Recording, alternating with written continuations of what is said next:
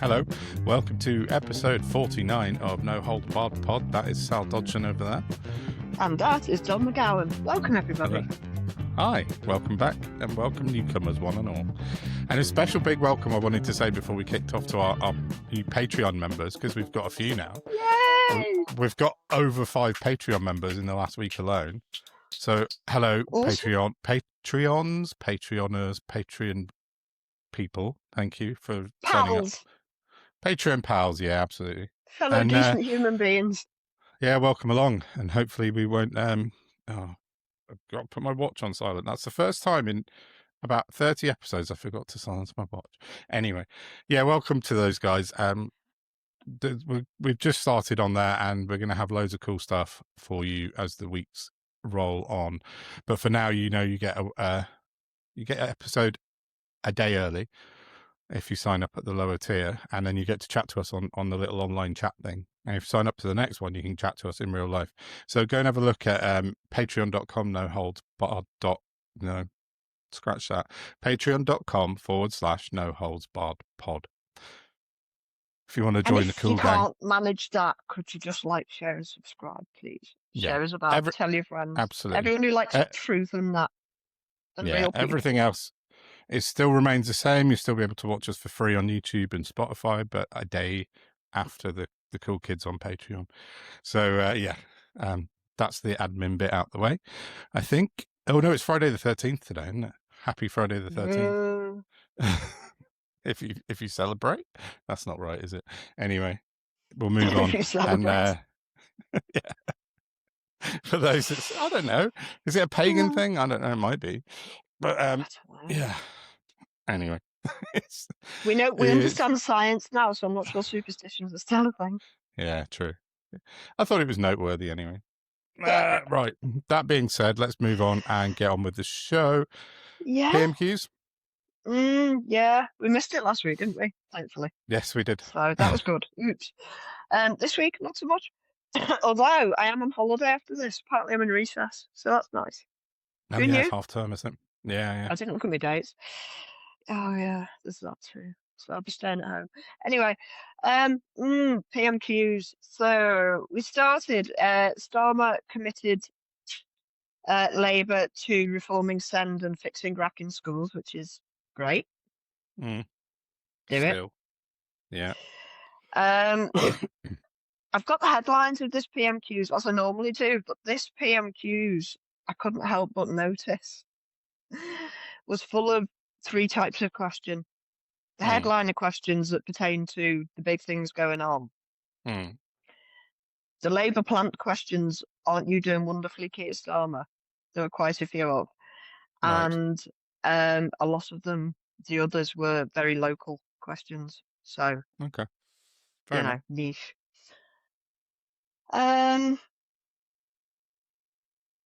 Somebody whose name looks like Toby Perkins. Oh, also noticed, Hoyle seems to be enunciating a little bit better. Is he? Has he had some media training, maybe? Yeah, until towards the end, and he sort of started forgetting. But he was, So I'm wondering if someone's had a word. Anyway, Toby Perkins, I think, from Labour, was talking about the construction industry growing, and said it needs to grow even more to achieve Labour's housing goals. Will the PM commit? Blah blah. And that was one of 2 such questions, exactly the same, one then, one at the end. Oh, right. Which gave Starmer the opportunity to talk about all the apprenticeship programmes ramping up.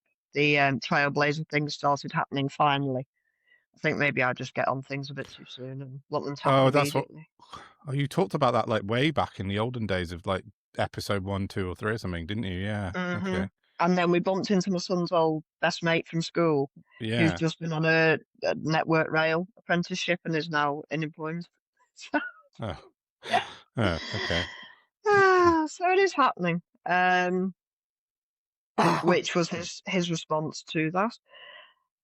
Bad Enoch. The Prime Minister, when he was Lotto, leader of the opposition, said he always carried the can for his staff. What changed? And she's referring to McSweeney and Doyle both being, resigning because they were affiliated with Fredophiles. let's Mr. call them. Mandelson, yes. Yeah, and the rest. The Doyle thing seems to have gone quite under the radar. Hasn't it? Generally speaking, he's just director of communications himself, who stayed friends with a convicted person who had images on his phone of children as young as 10 and continued to work for him and promote him. So he fell on his own sword. Starmer's response was that he accepted responsibility, yet it's them who've gone. So, Right. and indeed went on to big up McSweeney with what I refer to as altered memories of how McSweeney helped him to a landslide win. No, the Right. Tories lost. That was what happened there. And he Yeah. reformed Labour. Yeah, you call it reformation. I call it a Trojan zebra. Unbelievable. He got worse later on. He was very ebullient today, I think is probably the word. Badenoch stood up, and obviously I'm paraphrasing. She said that the record of Starmer's being in full confidence of people is a mockery. What changed? And he stood up and literally, well, not literally. Yeah, but what about you? Yeah, fair enough. He literally went, yeah, but you did this. And I'm Playground like, politics. yeah, that.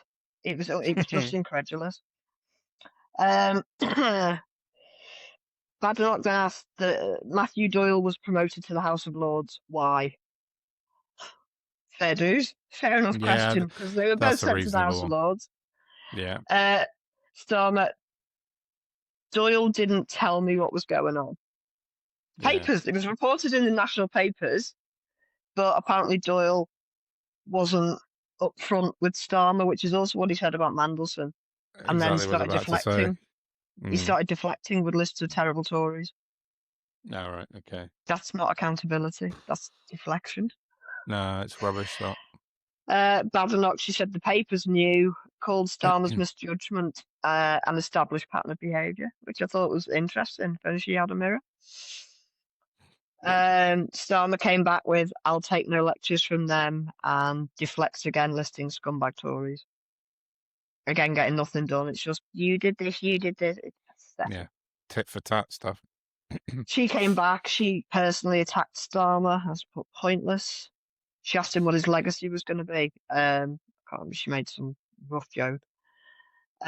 He said, and I've used quote marks because I was so like, wow, we're just putting it out there on the table now, are we? My legacy is changing my party, he said unironically. And then he said, I kicked my former leader out of my party, and he's using that as a vehicle to attack Liz Truss. That you didn't kick him out your party, did you? That's not what happened. You waged a false campaign of lies and defamation against not only Jeremy Corbyn, but all the left of the party. The Labour left, yeah. How dare you have that temerity? He makes me sick. Badenoch still not apologised or taken responsibility for Doyle, and she lists his weaknesses. Starmer comes back with, I delivered a landslide victory for my party. No, he's one of 4 Labour MPs who've ever taken his party to victory. You didn't take your party to victory. The Tories recused themselves of being human. Yeah. Absolutely right. He then again lists crap Tories and tried to get a chant going and failed, which was sad. Did he? What, like Badenoch did? I didn't listen to it at all this week. Yeah. Ed Davey, you did.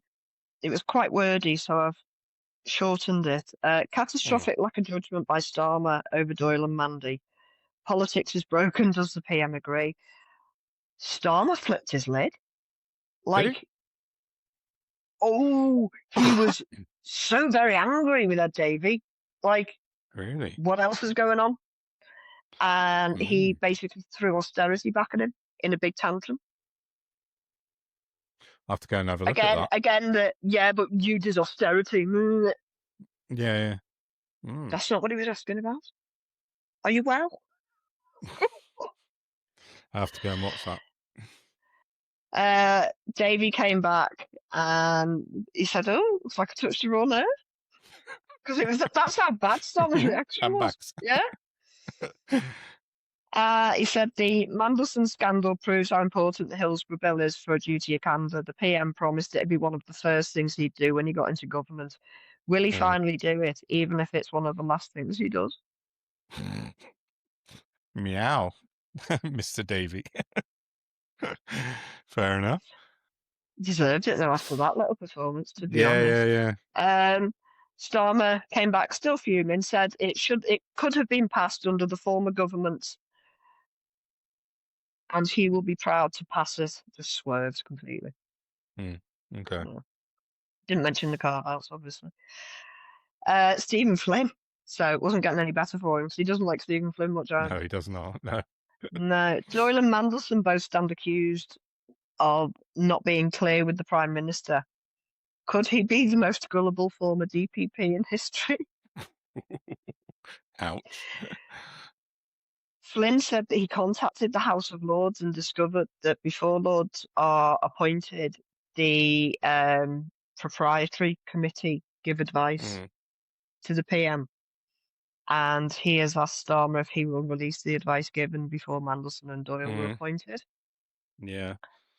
Starmer said, "I've been clear on my position," and attacked the SNP. So no, we won't be releasing that advice. Why would you not do that?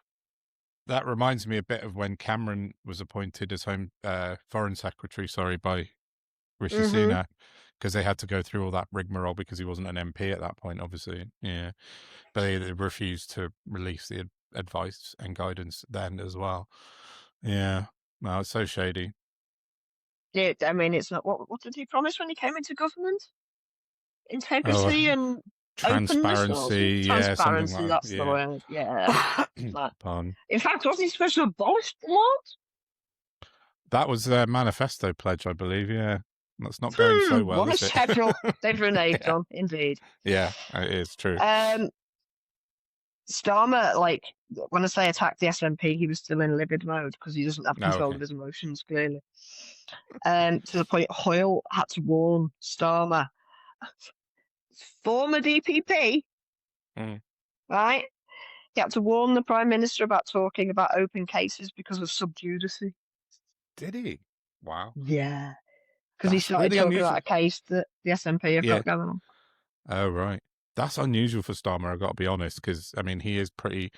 if he loses his control of his emotions that you described, then that's obviously sort of his weak point. Because when he's in control and he's in lawyer mode, he would never do that in a million years. But if he's riled up by Ed Davey or whoever it was... Oh, it's fascinating. That's interesting. I will watch. Munira Wilson, bless her, Lib Dems. She listed a load of disgusting attacks in nursery settings and kindergartens, like threadophiles again. And one little girl was killed. It's horrendous. I mean, she got so emotional, bless her. It was really heartbreaking. Munira Wilson talking about it. There's a local case in Bristol's just gone through last week. I heard on the news about that. Well, she pleaded with the PM to introduce mandatory CCTV in all nursery and sort of, childcare settings. Fair enough. Starmer changed tack, moved to a different bit of his brain and climbed down, and he said it was absolutely harrowing, and said the safety of children is paramount, and that they were introducing all recommendations and considering the CCTV option. So, yeah, watch this space, I guess, but considering why wouldn't you? No, I know. Why wouldn't? No, definitely not. There's no downside to it, is it? No. So and then I thought I've had enough, because a lot of the questions became very niche and local and about potholes and fair enough. I thought, okay, that'll do, because we've got quite a bit of news to talk about this week. I was wondering if you were going to mention. I was wondering if you were going to bring up Ayoub Khan, because Ayoub Khan Bugger, I forgot. Can we put that clip in from last week? Because that was really 100%. actually very funny. The clip's going in now. This is Ayoub Khan talking about the Birmingham bin strikes. Ayoub Khan, final question. Mr. Speaker, rubbish is building up right beneath my very nose. It's becoming...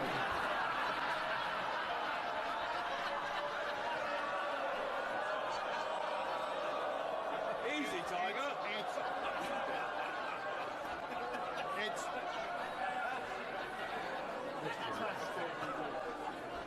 It's becoming a serious problem in Birmingham.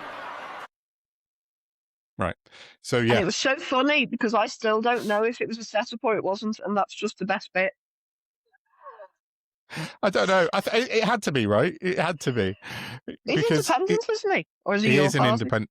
No, he's an independent. He was Labour, wasn't he? Okay. But he's independent now. But yeah, he just the way he looked down at all the Reform MPs in front of him, and that Sarah Potchin did not take it well, did she? At all. She gave him the evil eye. They can't take it, can they? They can only give it. They're weak. Richard Tice lost the plot, like he was guffawing like a lunatic. Himself, yeah, he was. But what I liked was Tim Farron, who sits alongside the Reform MPs. He was really sniggering, trying not to really laugh a lot. Tim Farron. I only noticed the other day Tim Farron follows me on Twitter, so yeah. Get you. Hi, Tim Farron. I enjoyed you laughing at the Reform joke. But yeah, that was just pretty awesome, I thought, by Ayoub Khan. So yeah, worth mentioning. One other thing. Totally forgotten. I just wanted to mention something about, because you said that the sort of plant questions came front and back of PMQs. And I think something fundamental has changed. And I got the duplicate question was front and back, but there were others scattered within also. Okay, fair enough. Well, I got a message on Twitter, and I'm not going to divulge who from because they don't want me to. They work in a national newspaper, and they pointed out to me that a very recent new appointment was to move John Stevens from being Pat McFadden's media spad to the PM's media spad. Now, look, I'm not going to go into details, but Google John Stevens. He said my source said to me that John's very smart and did great things in lobby journalism. He was an I think, Mirror journalist, and he said the source said to me, I wouldn't be surprised if he's already having a positive impact on the PM and his communications. That was just a little sort of side heads up that I got in the week because I was talking about it online. And I just wondered if the way things are being presented with Labour this week have come out quite differently, and maybe that's something that's changed for the better for the PM. I wouldn't say notably from my point of view, to be honest. He just lost his shit more today. I didn't see that, so I just wondered about the questions being formulated in a different fashion by the he's Labour still MPs. Swerving. He's still. You think maybe if I was going to be generous to him. Well, no, I mean, you got to play fair, haven't you? There is a thing where within psychology, I mean, I say within psychology, it happens in sport as well. If that's probably a better analogy, sometimes like in the FA Cup, you'll get giant killings. And it's often because a team will turn up to play another team that's bigger than them. And because this team are bigger than them, they've got nothing to lose. So they just go for it. Whereas this team know they're playing a shit team, and often they'll assume that they're just going to do better because they know they're better. But that's not how it plays out, because one of two things usually happens. Either the big team will just drop their level because they're being, I can't find words. What is it when you were saying you're going to win? Huh? Oh,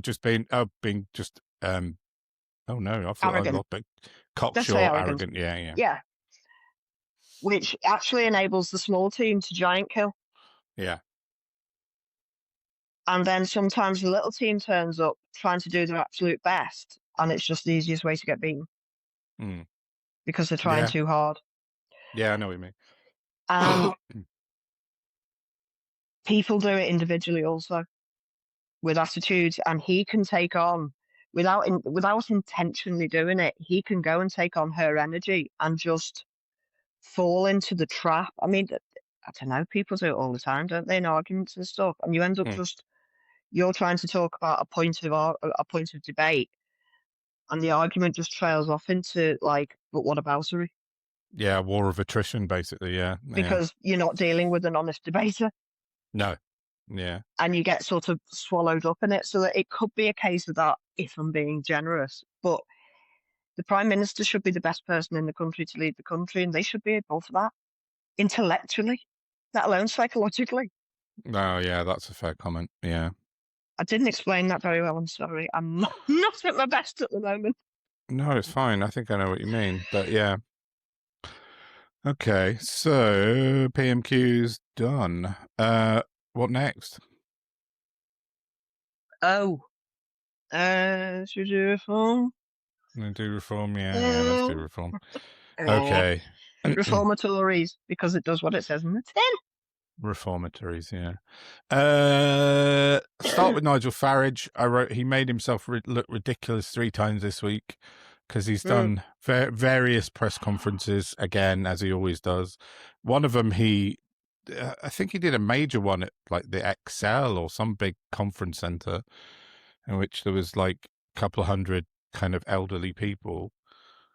And he denigrated working from home, saying it doesn't work, whilst himself having worked from home. His opinion versus scientific studies must be the right one. Yeah, he also employed his wife on a work from home contract at one point, which is earned him a lovely community note on Twitter, because it's quite unusual for Farage to get community noted because he has a bot army which go in and negative. So the way it works, if anyone doesn't know, community notes are supposed to provide context and clarity if someone doesn't tell the truth. But the reform lot rarely get an active community note because someone will put one in, say, I said Nigel Farage employed his wife to work from home. Then the reform army will go into the community note and you can then downvote what that is and say, no, in biased, incorrect information, whatever. So he rarely gets a full community note because of that. But he did on this about the work from home thing, which was nice. Then he said he couldn't be bought. Except for $69.99 on Cameo. And his 12 other jobs. The man has 13, 14, however many jobs he got this week. He does cameo appearances in which he bigs up the IRA and talks about Ian Watkins, the lead singer of the Lost Prophets, for 70 quid. And then he puts a post out saying, I can't be bought. Like, yeah, sure, Nigel. He's silly, entirely balls. Yeah. Every single thing you do is bought and paid for by other people. And then the other thing I thought was Jim Ratcliffe. And if you didn't see it in the week, Jim Ratcliffe was on Sky News. He told Ed Conway of Sky News that he thought he came out with some bullshit figures, basically, first of all, and said the population of the country had increased by 12 million in the last 6 years, which is just nonsense. Bullshit. Cuckoo land figures. And then he said it's because we've been colonized by immigrants. The irony. Double irony. Yeah, it's just insane. And I can't express how angry I was at this because I for anyone who doesn't know, I've been a lifelong Man United fan since I was 4 years old. My grandfather bought me my first strip and I've never not supported United. And when the Glazers took over, things were bad. And then when the Glazers sold half of the United empire to Jim Ratcliffe, I was absolutely in despair because the man he fronts up Ineos, that's his big company. It's made him a billionaire. And during the pandemic, he pissed off to Monaco to take his company, based it in Monaco, and avoided about £4 billion worth in tax by doing so. Then Didn't make a load of people redundant at the same time. He did, 1,200 people or something silly. What a piece of shit. And then he goes on Sky News to tell people that the country's been colonized by immigrants, whilst he's an immigrant in Monaco. It's just madness. But he's an immigrant with money, so it's all right. You know, that's the way it works, isn't it? Billionaires and all that stuff that we talk about all the time. But However, go on. He might be in some trouble with the FA. Oh yeah, apparently they're might launch an investigation into it. Well, they If have he's this fit, massive campaign we've all heard about called Kick It kick it Out. out. That's exactly Absolutely. about racism, and Yeah. everything he's said totally undermines what they stand for. 100%. So he could be in a bit of trouble. So I mean, I hope it. I know there's a fit and proper test to run a club. There's the racism aspect. There's all that sort of stuff. I mean, I don't know. He's a billionaire. Billionaires get away with stuff, don't they? He they did need come to out. be fired into space. Yeah, he came out the following day and issued a Priti Patel style non-apology. I'm sorry if my words offended anybody, which was just ludicrous. So yeah, United fans not very happy. Our friend Terry Christian put out an absolutely stellar video yesterday about it.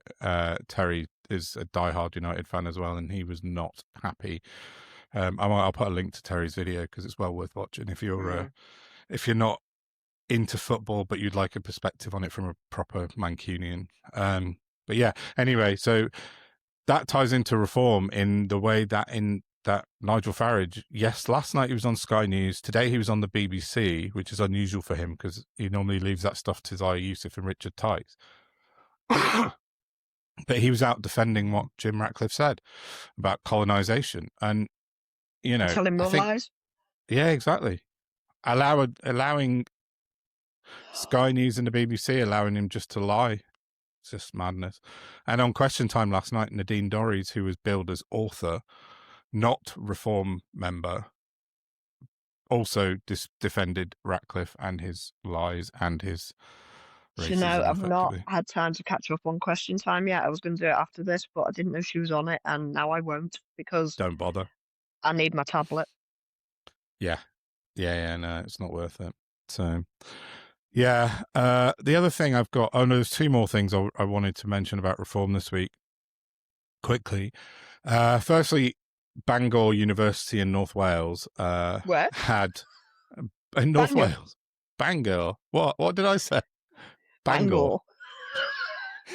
Do you know what? I've been watching Lord of the Rings this week. I think maybe that's what it is. Bangor, not Mordor. Descended from Bangor.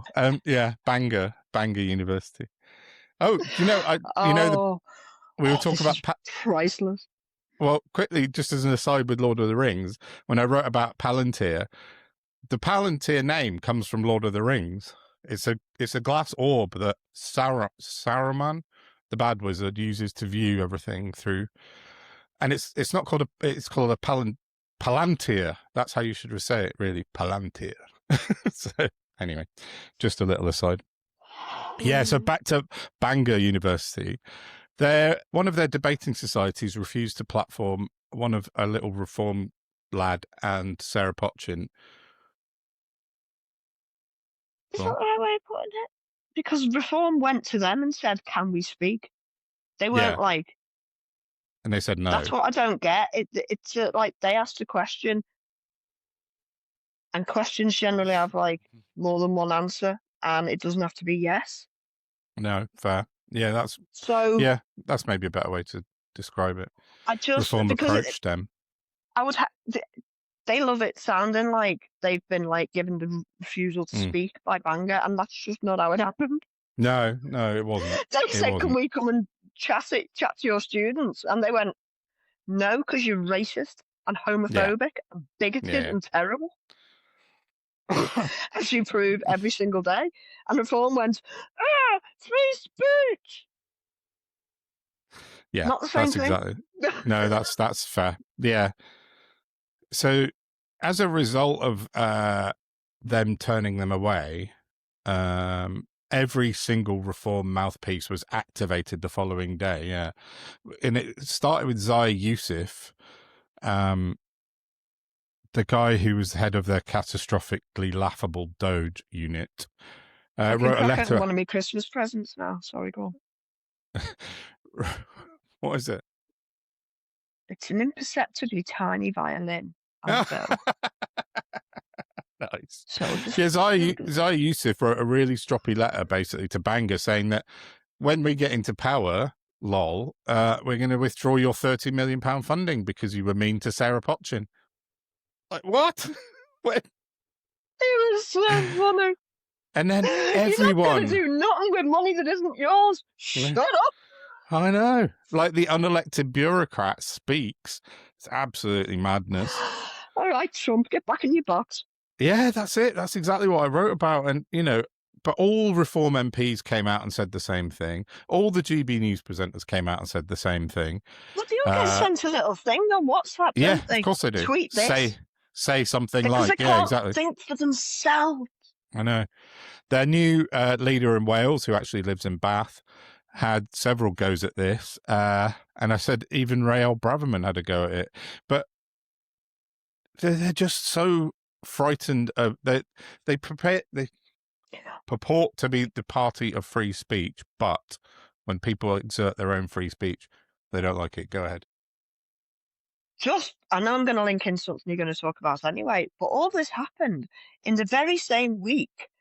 The Denton and Gorton hustings had 30 minutes notice that Matt Goodwin didn't want to speak at them. Mm-hmm. That's What? exactly it. He's refusing his free speech. Exactly. Well, that's what I wrote on my long post the other day. I said, Matt Goodwin, you know, they only want to have their own version of free speech, reform free speech trademark, you know, and as you correctly say, Matt Goodwin ran away from a hustings because he thought he might be questioned or put under scrutiny. And some were saying that he ran away because he wasn't allowed a personal green room. Oh, I've heard that. Yeah. I don't know how true that is or not. Who doesn't think he is? It was a church hall. Yeah. In the middle of the afternoon. Yeah. Like, it wasn't exactly like high security, but he keeps going on about his security and how he's under threat and stuff like this. It's Trump stuff, isn't it, again? But have you tried not being a massive shithead? Yeah. Works but for me. He was scared, basically, there'd be too much free speech on display, basically, I think. And Farage keeps repeatedly turning down Zach Palancy's kind offers of debate as well. And this is it. They can't debate. And then they cry, come to my student union, I'll let you debate. Yeah, exactly. Let's see how you get on. They can't stand up a credible argument, can they? They can't defend any arguments. They can shout about it unchallenged, and they keep holding press but what conferences. about you? Yeah, exactly. That's it. That's their only line of attack. That's why they hold press conferences like 3-4 times a week, because they're not challenged and they can just say whatever they want. And if there is a journalist who, God forbid, gets a tricky question through, they just shout let boring. a certain type of journalist in the first place. Oh yeah, it's very highly independent people in, or left-wing journalists. No, not at all. Very highly vetted, Trump-style White House. Yeah. So, and then there was that. And then I wrote something today about Matt Goodwin, which I just wanted to touch on because you hadn't seen this, had you? Basically, no. Matt Goodwin really doesn't like women at all. And The Independent put out an article yesterday, which I'll link to down below. And it goes into his sort of latent thought processes about women.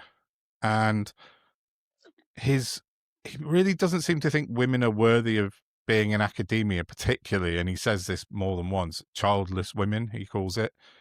So him and everyone's favorite, what did you call him? Far-right philosopher, Jordan Peterson. The man who saved my life, weirdly. Yeah, you did talk about that. And I'm not proud of it. Well, am I? No, it's nothing to be, everyone can be right. Like, it's like disassociating. Once or twice a day. Well, yeah, but people change doesn't make what they've written in the past any less worthy, does it?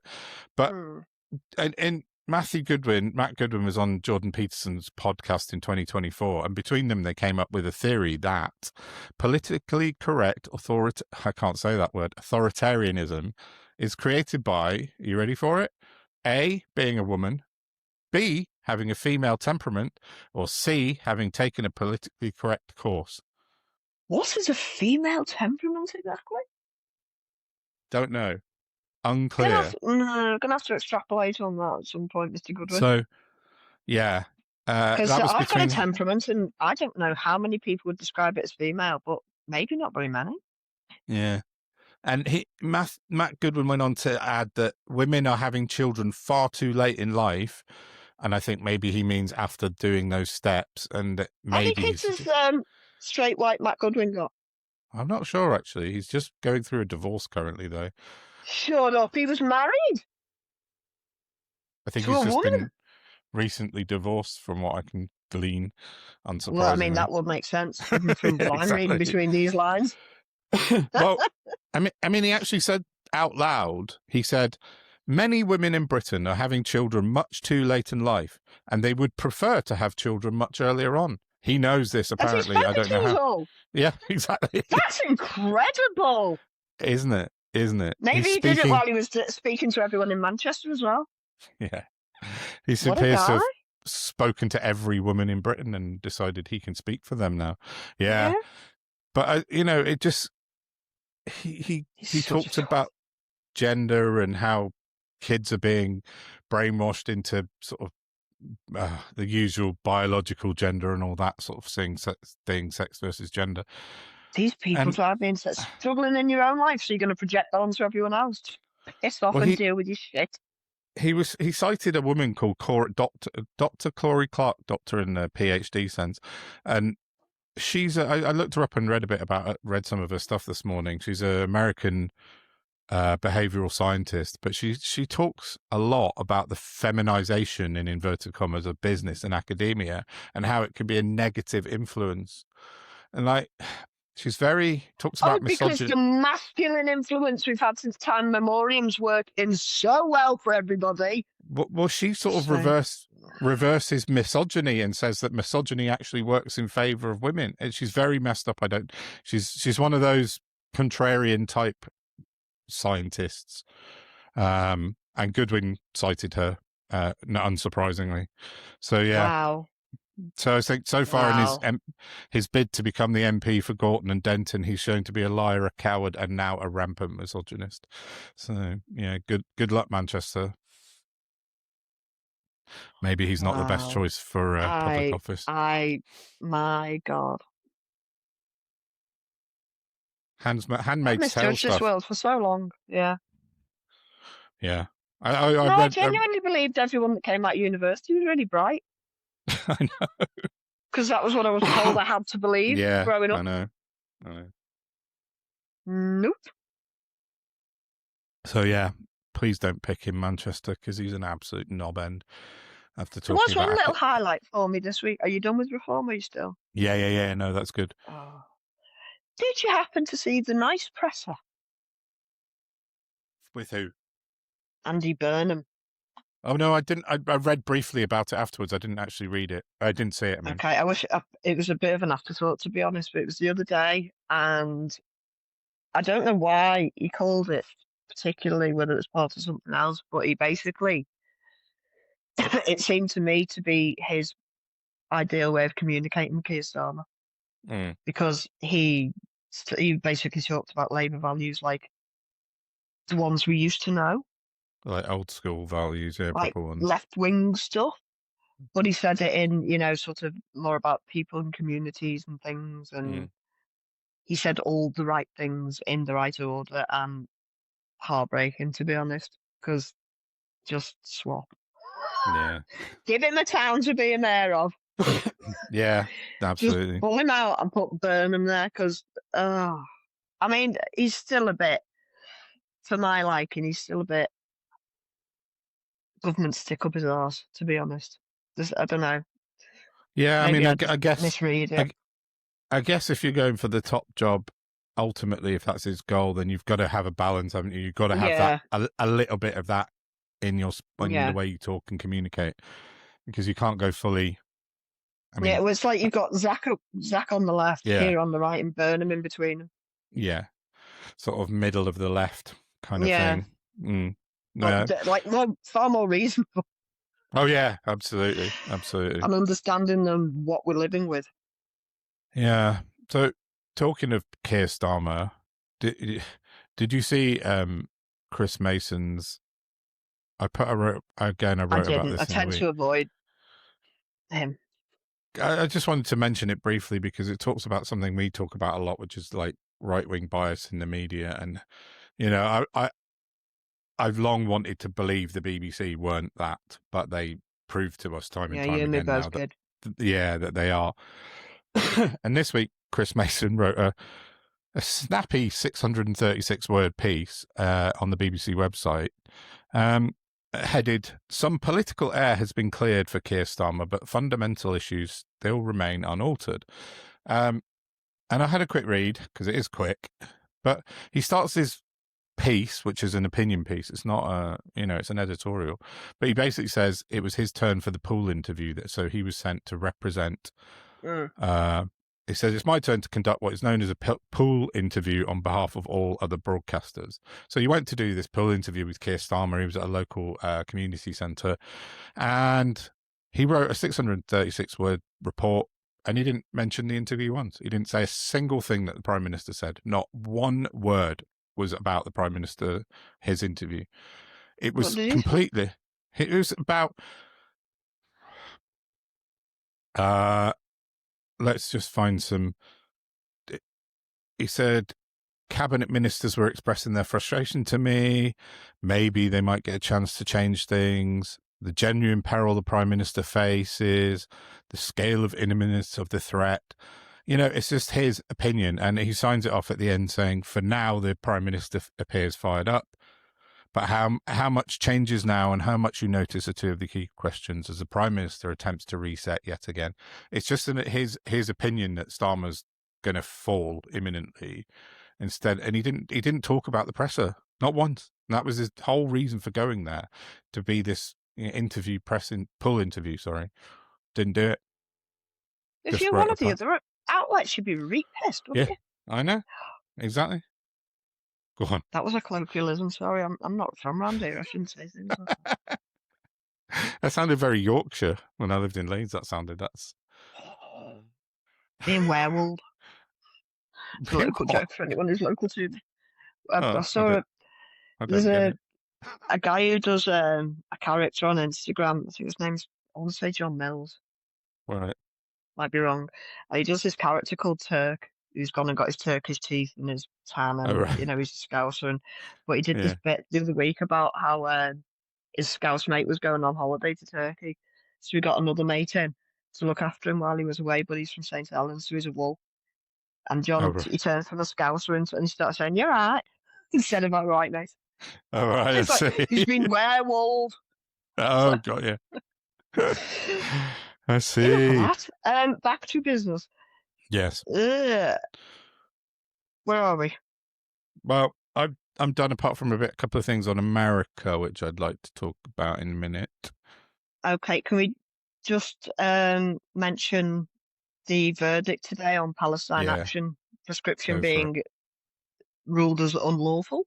I believe is the correct pronunciation.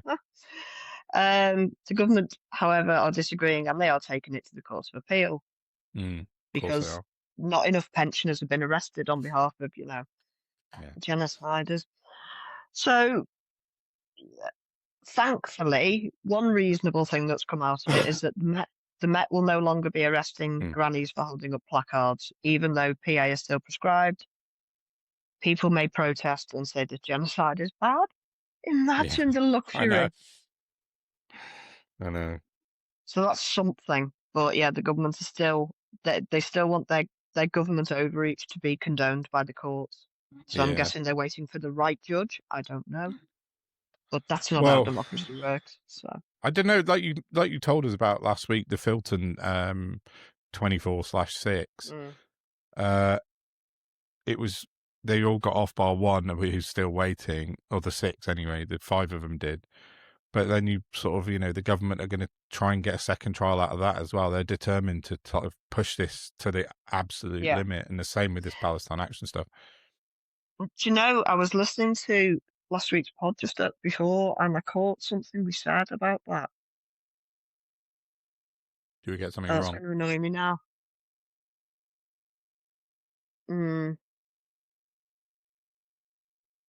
I did. Oh, God. That's so annoying. I should write more things down. Yeah, never mind. If it comes back to me, I'll mention it. Yeah. Yeah. Happy to put corrections out, aren't we? I mean, if we ever get anything wrong. I don't think it was so much a massive correction as something we didn't notice. Oh, I see. Okay, fair enough. It's going to bug me. But here we are. We'll get Yeah, it. no, all I've got left is Mandelson being called to appear before the US Committee House of Oversight Yeah, that came out this before afternoon. our police have even arrested him. Yeah, I don't think he'll go. Do you? He might appear by Zoom or something, but I think it depends how he's handled here. On a look yeah, at me, I need some limelight bit, he might go. But I guess it depends how it goes from here. I don't know. yeah. I saw Dan Needle had put out something this afternoon that him and his colleagues had found, because Mandelson said that he didn't know about a house that was transacted via Epstein and his partner, who's called Ronaldo, I think, isn't he? Yeah. And Dan Needle said that they have found today documents of the house sale with Peter Mandelson's signature on it. So that's just another lie mounting up for him. Yeah. They're It's terrible crazy. people. He needs to be Yeah. arrested, as does Andrew Mountbatten Windsor. You know, Yeah. the pair of them, without a shadow of a doubt, are up to their neck in it and should be under lock and Meanwhile, key. we've got people languishing in prison for well over 12 months for not very joint much at all. enterprise or something that turns out wasn't a joint enterprise. Yeah, exactly. No, it's mad. Oh, sorry. Did you have anything more on that?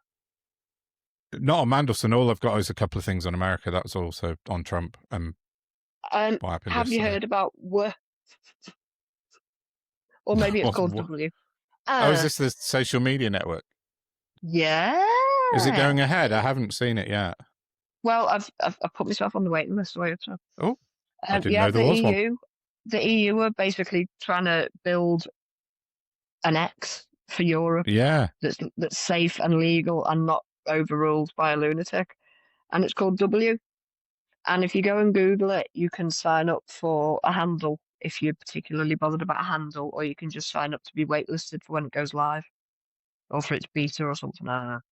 Yeah. But Carol on Blue Sky was posting about it.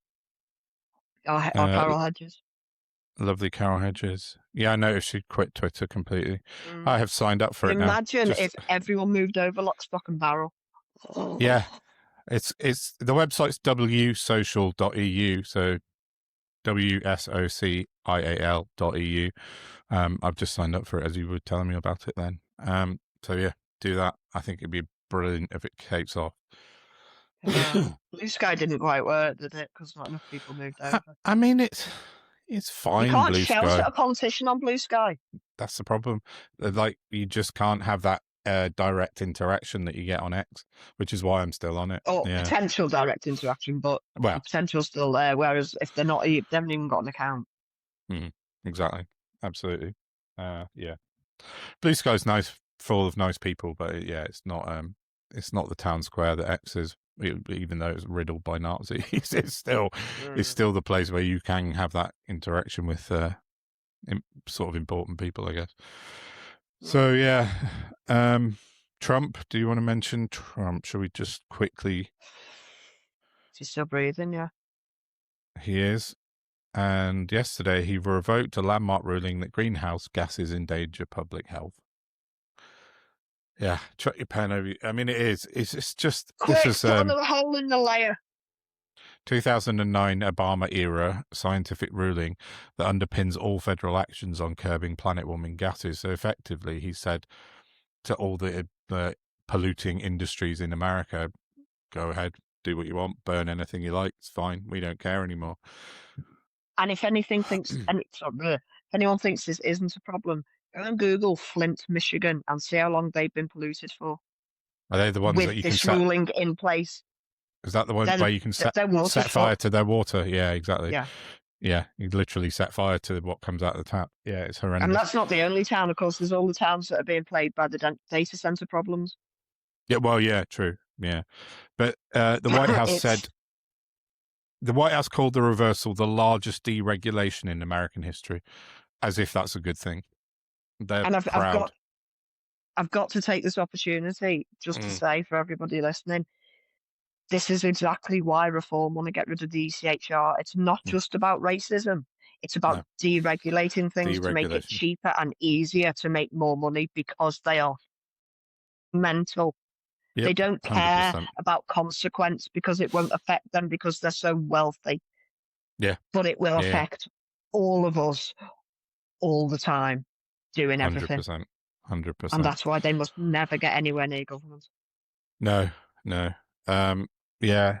So it's just horrendous. It's like such a rollback on climate change, you know, and because of the like Trump's America, the MAGA lot don't care about the rest of the world.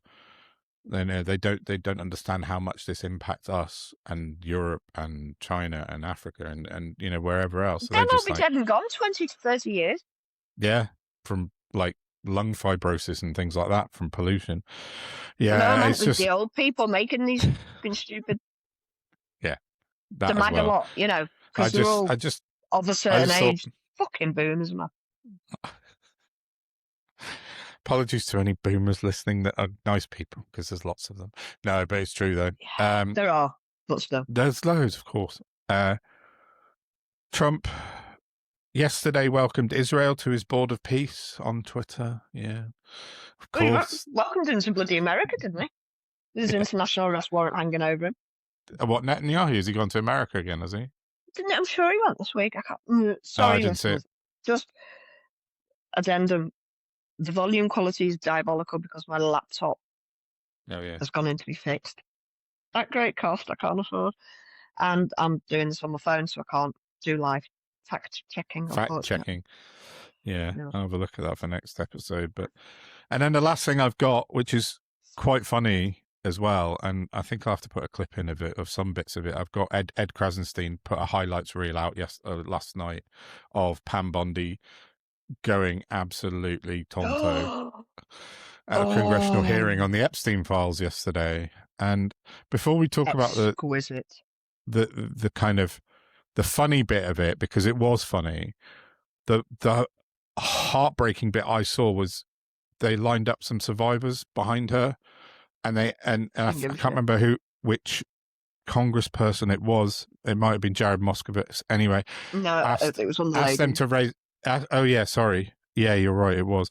Anyway, here it is. Pramila Jayapal, yeah, from Washington Democrat, asked the survivors to raise their hand if they'd actually had any direct contact with the Department of Justice, and every single one of them put their hand up. And Pam Bondi refused to even turn and look at them. It was fucking disgusting. Not just that, she sat there and said that the FBI will work with the survivors. They haven't been. They are. No, that's it. They've had no contact. Nothing at all. Like that. I sent Donna a screenshot of an email from the Epstein library, as they call it. Oh, yeah. And bizarrely, I just went on purely out of curiosity, and I typed in Sunak just because I thought, rich people. And I got like a load of 22 emails that mentioned Sunak in passing, actually nothing to do with him, just as part of a government. It seemed to be a survivor from the UK initially, who's actually at one point, that was why it came up, because she said at one point she was Rishi Sunak's constituent, and he was ignoring her pleas for help. And I remember you saying she sounds really angry, because obviously it's just an email. We don't know the veracity or whether it's come from a legitimate person, but as somebody who spent a lot of their life being told they were a liar and not being helped when all I needed help, albeit on a medical basis, I understand that volume of anger. That is a woman who is desperate to be heard and is just being shat on at every opportunity. Yeah, and you could, horrible. If you read through the thread, it's I did tweet it because at one point it mentioned Victoria Hervey as well. Oh, that's right. Yeah, it does. Last week. Basically, and it sounds, from all accounts, it sounds like she was some sort of pro-com pimp. Could be wrong, don't know. But that's what it sounded like. Maybe she's just trying to get ahead of it, who knows? Yeah, possibly. But it was yeah, I've read that. There's a few with her. She sounds, to people who don't know what's going on, she sounds unhinged. She does. And I get that. She borderline is, and she's just trying to get heard. But it's rage, isn't it? It's pure rage, but she's not been listened to. Yeah, Where else exactly. do you go? Yeah, totally. And she's sort of, I think I don't know. I came across loads of that versions of the same email where she's sort of talking to the Met Police and she's talking to like the government and she's just bouncing it at every single person she can think of in desperation to get heard. And it's really sad. Just no one's paying any attention to it. Yeah. There's one which has a reply from, I think, the Met, where it says, "Dear such and such." I do know the name of the woman and I can't remember She's been it. gaslit. But they said, "Please stop contacting us with this effectively." Yeah. It's like, Yeah, you've been sexually abused and we do not care. and it is a survivor. That's what she's hearing. Yeah, I know. It's horrible. It's horrible. And she's an American woman, and I can't remember the name of her for the life of me. I should have had it for this, but I didn't know what it was because it was. I should have converted this into a word file, shouldn't I? Taking redactions out. Yeah. I've been trying that with some, but anyway, yeah. So the Pam Bondi thing yesterday was just insane. I'll put a clip in of the highlights because Speaking of unhinged. Yeah, absolutely. She was off her rocker yesterday in this congressional hearing. She was asked repeatedly about the Epstein files, about details about why she hadn't done this, why they hadn't done that. And every single response was her laughing in the face of the person asking the question or basically going, "This is ridiculous. Donald Trump is the best at this and the best at that." At one point, she went on about, "Have you seen the stock market?" in response to a question about Epstein. You're like, that's a meme now. Yeah. The Dow is something such and such, 50 points up or whatever it was. My dog just died. But have you seen the Dow? Exactly. She was off her nut. So I'm going to put a clip in at the end for people to watch because you have to watch this. It's outrageous. If you want to see a longer version, Paul Joe have edited loads of her outbursts into like a 20-minute segment. It's well worth watching. I'll find it and put a link in below. The woman is mad. Yeah, and she's the Attorney General of America, of the United States of America. Oh, I tell you who was standard awesome, Jasmine Crockett. Oh, she was brilliant. Yeah, I saw Jasmine Crockett. I don't care what skeleton she's got in her closet. I think she's wonderful. Yeah. She turned around and she said, "I'm not going to waste my time even questioning this witness because nobody's getting anywhere. Mm-hmm. So I'll ask my colleague, is paedophilia good or bad?" And the colleague's like, "Bad. Is killing people in the street good or bad?" "Oh, it's very bad." And it went on like that. She went, "Good. Well, that was quicker than I'd have got it out of this witness." Yeah. She absolutely buried her. She did. And Ted Lieu as well. Ted Lieu from California. He was excellent. So.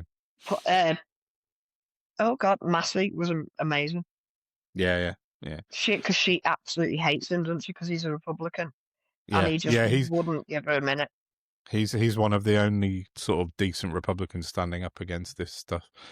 Massey and Jared Moskowitz, who was one that taught Nigel Farage a new one when Farage was there, absolutely outstanding as well. And Jamie Raskin and Jared Moskowitz, both of them. Yeah. So, I mean, things are happening in the US, but like when you're faced with that response from someone who's the Attorney General, the highest lawyer in the land of America, who just talks gibberish in response to serious questions that the American people, the world, should know the answers to, what can you do? It was absolute complete contempt. Yeah, 100%. Yeah. So is there not a charge of contempt of court or misconduct in public office or what do they have to do? I don't know. But they would all go through her office as the Attorney General, probably. So it's corrupt. It's corruption to the highest level. Yeah, it is. So anyway, watch the clip and you'll see what we're talking about if you haven't already seen it. Somebody wrote today, I think it was on Twitter, saying everything makes so much more sense if you consider Pam Bondi to be Trump's version of Epstein's Ghislaine Maxwell. Yeah, that tracks. Yeah, that tracks. That's horrible, but it works. Yeah, not good. Not good at all. Running defense the whole time. Yeah, that's it. Fending off people left, right, and center. Yeah, well, of course it is. 100%.